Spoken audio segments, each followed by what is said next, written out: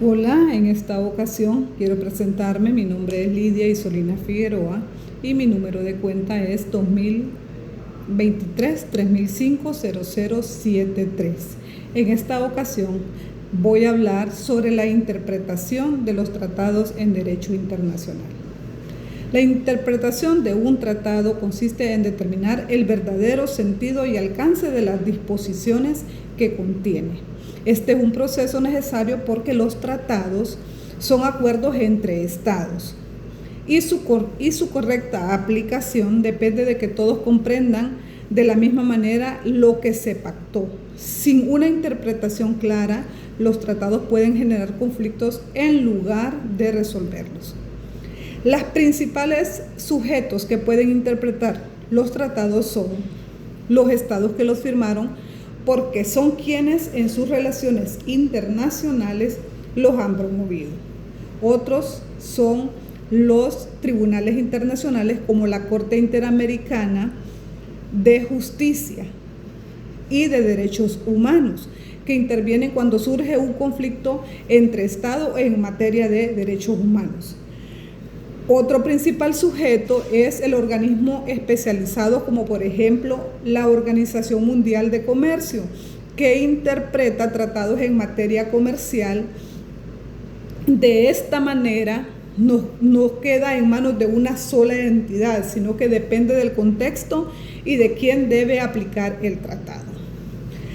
Tenemos reglas de interpretación según la Convención de Viena. Y esta vez establece reglas claras, es decir, de buena fe, reglas con honestidad y sin intención de engañar. Se debe atender el sentido común de la palabra utilizadas en el texto. Es necesario considerar el contexto, el objeto y el fin del tratado para entender cuál fue la intención de los estados al momento de firmarlo. También se toman en cuenta los acuerdos posteriores y la práctica de los estados en la aplicación del tratado.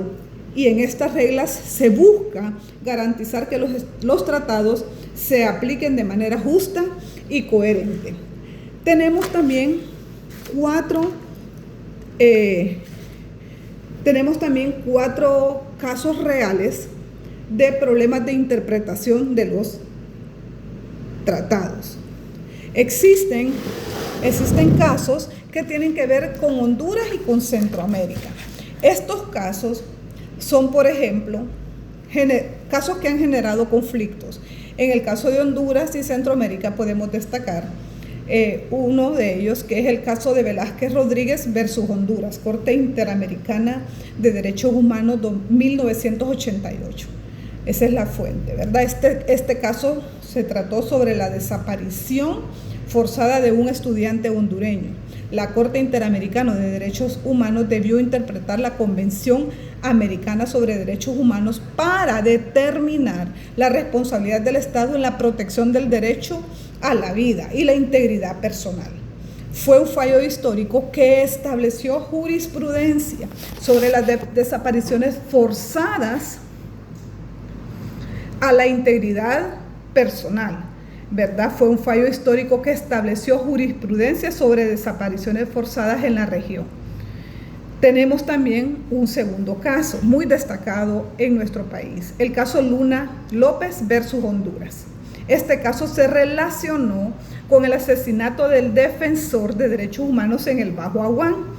La Corte interpretó la Convención Americana para establecer la obligación del Estado de proteger a defensores de derechos humanos y garantizar el acceso a la justicia.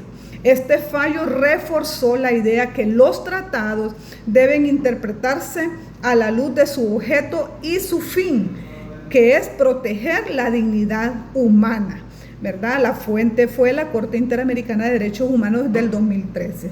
¿Verdad? Estos casos muestran cómo la interpretación de los tratados es fundamental para garantizar la justicia y los derechos de Centroamérica, de nuestros países, de los estados con los que se hacen acuerdos, ¿verdad? Podemos finalizar en conclusión que la interpretación de los tratados es esencial para mantener la cooperación internacional y resolver conflictos de manera pacífica.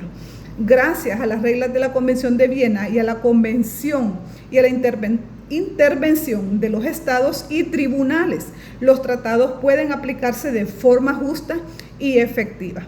Muchas gracias.